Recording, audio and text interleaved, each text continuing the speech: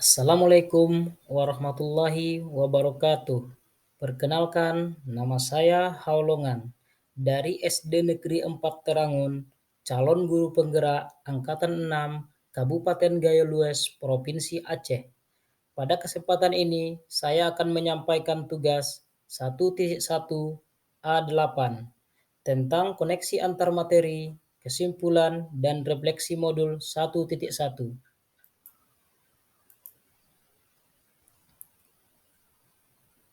Kesimpulan dan penjelasan pemikiran Ki Hajar Dewantara. Menjadi seorang guru, kita harus memahami 3 konsep pemikiran Ki Hajar Dewantara, yaitu Ing Ngarsa Sung Tulada, Ing Madya Mangunkarsa, Tut Wuri Handayani.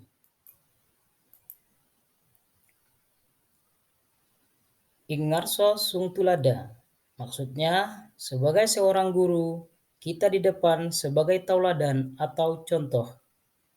Ing Madya Mangunkarsa, artinya sebagai seorang guru di tengah kita memberi semangat atau memotivasi. Tut Wuri Handayani, yaitu sebagai seorang guru harus berada di belakang siswa untuk memberi dorongan.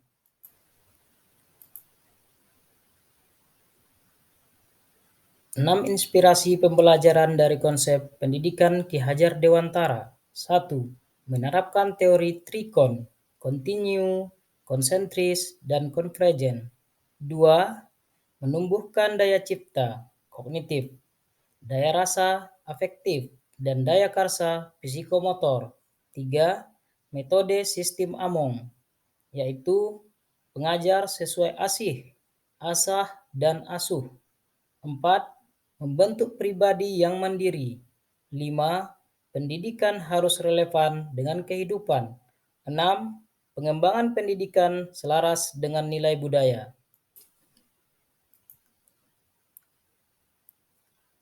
Menurut Bapak Ki Hajar Dewantara, dasar pendidikan anak berhubungan dengan kodrat alam dan kodrat zaman.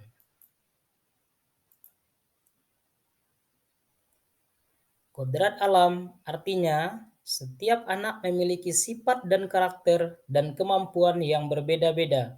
Sebagai seorang guru, kita tidak boleh memaksakan anak untuk dapat memahami pelajaran yang kita berikan. Anak yang kembar bahkan memiliki sifat dan kemampuan yang berbeda, apalagi anak yang memiliki adat dan budaya yang berbeda. Kodrat zaman artinya sebagai seorang guru, kita harus memberikan pendidikan kepada anak sesuai dengan zamannya agar mereka bisa berkarya di tengah masyarakat. Pendidikan berhamba kepada anak. Dalam dunia pendidikan, kita sebagai seorang guru harus memberikan kebebasan berpikir dan berkarya kepada anak. Namun, di sisi lain, kita tetap harus memberikan batasan terhadap apa yang dia lakukan.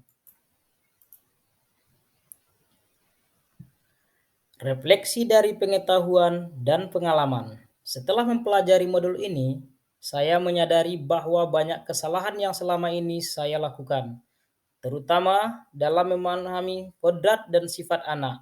Dengan demikian, modul ini sangat membantu saya untuk memperbaiki kesalahan yang telah saya lakukan.